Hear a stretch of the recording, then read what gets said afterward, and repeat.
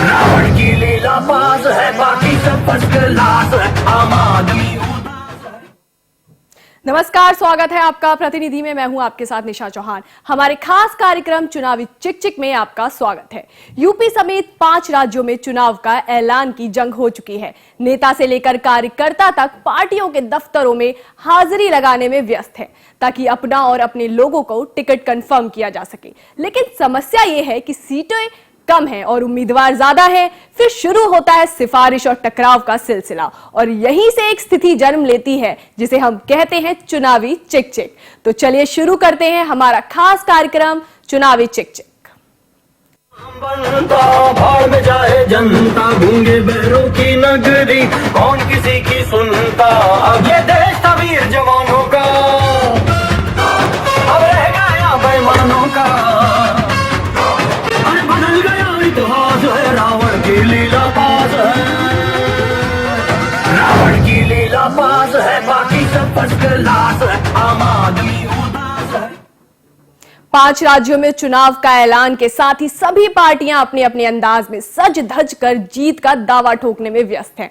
ताबड़तोड़ चुनावी दौरे किए जा रहे हैं। चुनावी चक्की में जनता का माथा चकरा रहा है। एक नेताजी आते हैं और समझाकर चले जाते हैं कि वो और उनकी पार्टी स्वच्छ, निर्मल और बेदाग है, तो दूसरा आता है तो कहता है कि वो जनता के भूखे पेट को भरने का वादा करता है और बेचारी जनता है कि आजादी के 70 साल बाद भी इसी उधेड़-बुन में है कि आखिर कौन होगा उनके आजादी के सपनों को साकार करने वाला। पंजाब में तो हदी हो गई है। देश के 3 माननीय एक ही दिन पहुंच गए। जालंधर में देश के पीएम मोदी तो अमृतसर में दिल्ली के सीएम अरविंद केजरीवाल। वहीं भटिंडा में कांग्रेस के राष्ट्रीय उपाध्यक्ष राहुल गांधी। मोदी और राहुल ने रैली की तो केजरीवाल ने घोषणा पत्र जारी कर रोड शो किया।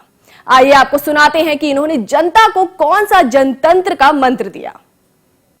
दिल्ली में आम आदमी पार्टी की सरकार है।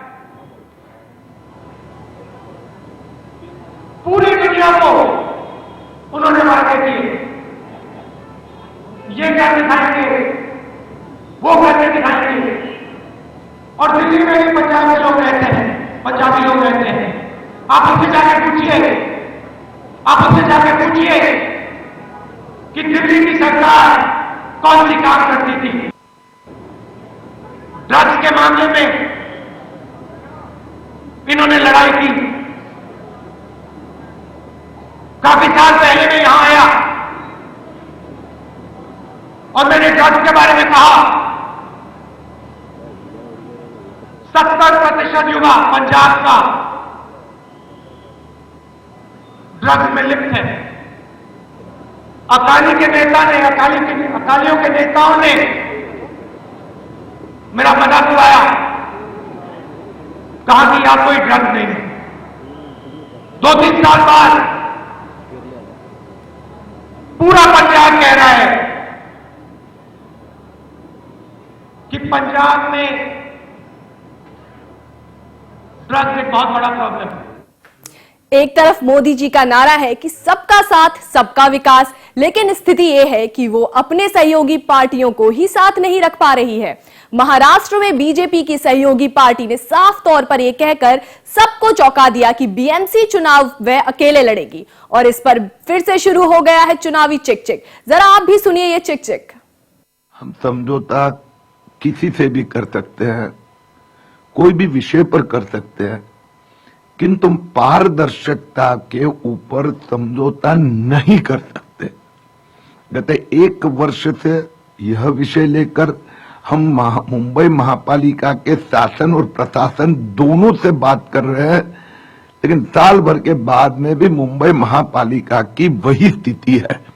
और इसीलिए भ्रष्टाचार मुक्त, खड्डे मुक्त मुंबई बनाने का हमारा आग्रह है।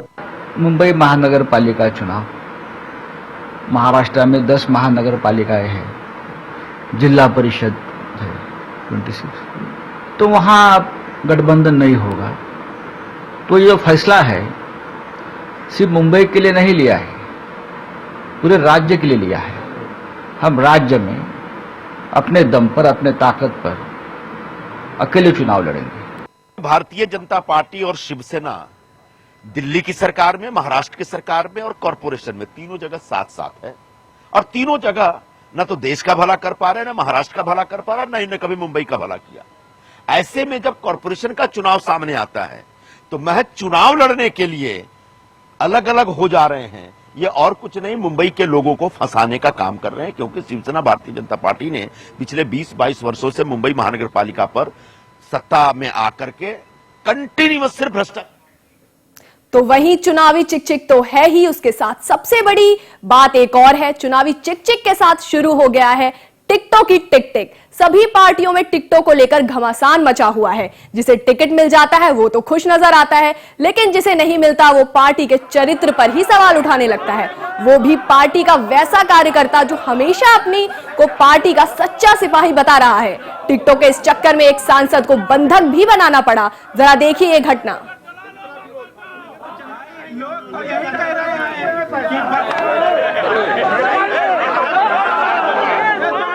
बात क्रोध में आदमी बोलता है। सांसद जी अभी रस्सी से बांधा गया है, बांधने की कोशिश की गई, इस मामले में क्या कहें? जिला कुछ नहीं, ऐसा नहीं है कुछ, तब तो जो विरोध कर रहे हैं। अब टिकट जो हो गया, क्या बात करना हो। आप साथ हैं जिसका टिकट हो गया? अरे हम भारतीय जनता पार्टी सांसद, हम कहाँ जाएंगे? अरे बातचीत करेंगे, देखा जाएगा। मैंने जो जाएंगे परिवार सदस्य हैं, इतनी जल्दी गुस्सा थोड़ा खत्म होता है। बीजेपी का यूपी फतह संकट भी दिख रहा है और ये संकट खुद बीजेपी के सांसद योगी आदित्यनाथ खड़ा कर रहे हैं।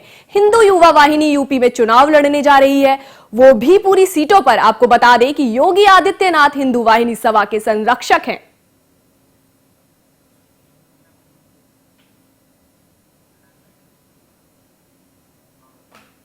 अब बात को थोड़ा दूसरी तरफ ले चलते हैं। यूपी के सीएम अखिलेश यादव चुनाव को लेकर पूरी तरह तैयार नजर आ रहे हैं। उन्होंने पीएम को चिट्ठी लिखी है कि बजट 1 फरवरी को पेश ना किया जाए। अगर बजट पेश किया जाता है तो यूपी की जनता को नुकसान होगा। अब सीएम साहब के मन में क्या है ये तो वही जाने कि उन्हें सच में जनता के नुकसान की चिंता है या खुद के नुकसान की। और एक्सपायर डिमांड है, ये वैसी डिमांड है कि जो पहले राजनीतिक पार्टियां जो है वो पहले कह रहे थे कि आप जो है वो बजट जो है वो 1 फरवरी को ना पेश किया जाए। कुछ लोग कोर्ट चले गए थे, कुछ लोग चुनाव आयोग चले गए थे। कोर्ट ने भी वो मांग रिजेक्ट कर दी, चुनाव आयोग ने भी रिजेक्ट कर दी। इसलिए जो उनका सुझाव है, इनका शुभ सुझाव, इस शुभ सुझाव के लिए धन्यवाद। लेकिन बजट जो है वो 1 फरवरी को ही पेश होगा और वही पेश होना देश। तो वहीं भाजपा की सहयोगी अपने दल की नेता अनुप्रिया पटेल ने भी सीएम अखिलेश पर निशाना साधा। क्या कुछ कहा दोनों ने, आइए सुनते हैं। देश में 5 वर्षों में उनकी सरकार ने विकास का कोई भी कार्य नहीं किया है। जनता में उनकी सरकार के प्रति बहुत आक्रोश है और ऐसे में उत्तर प्रदेश की सत्ता उनके हाथों से खिसक जाएगी, ये इस बात का उन्हें अंदेशा है। और हम इतना ही कहना चाहते हैं कि जहां तक बजट का सवाल है, आगामी राज्यों के चुनावों से इस बजट का कोई संबंध नहीं है। बजट लाकर केंद्र सरकार सिर्फ और सिर्फ अपना सबसे बड़ा चिक-चिक तो मचा है बसपा के विचार पर। यूपी के तथा कथित बाहुबली नेता मुख्तार अंसारी एक बार फिर बसपा से टिकट लेने में कामयाब हो गए हैं। यही नहीं, मुख्तार अंसारी के बेटे को भी बसपा ने टिकट दे दिया है। लेकिन आपको सुनाते हैं मायावती के विचार को और फिर दिखाते हैं उनके कारनामे को। लेकिन इस पर विपक्ष ने अपना चोंच खोला और शुरू कर दी चुनावी चिक-चिक। कानून व्यवस्था व अपराध नियंत्रण के मामले में हमारी पार्टी ने अपने राजनीतिक स्वार्थ में कभी भी यहाँ गुंडों, बदमाशों, माफियाओं, अराजक व सांप्रदायिक तत्वों आदि से किसी भी प्रकार का कोई समझौता नहीं किया। हमारी पार्टी के लोगों ने भी सपा के लोगों की तरह ही कानून को अपने हाथों में लेकर कुछ भी गलत कार्य करने की कोशिश की है तो फिर उन्हें बिना कोई देरी किए हुए ही पार्टी से निकालने के साथ साथ उनके विरुद्ध सख्त कानूनी कार्रवाई।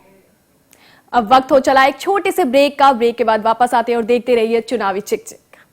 जनता गूंगे बैरों की नगरी, कौन किसी की सुनता। अब ये देश था वीर जवानों का, अब रह गया बेईमानों का। बदल गया इतिहास है रावण की लीला पास है, रावण की लीला पास है, बाकी सब फर्स्ट क्लास है। आम आदमी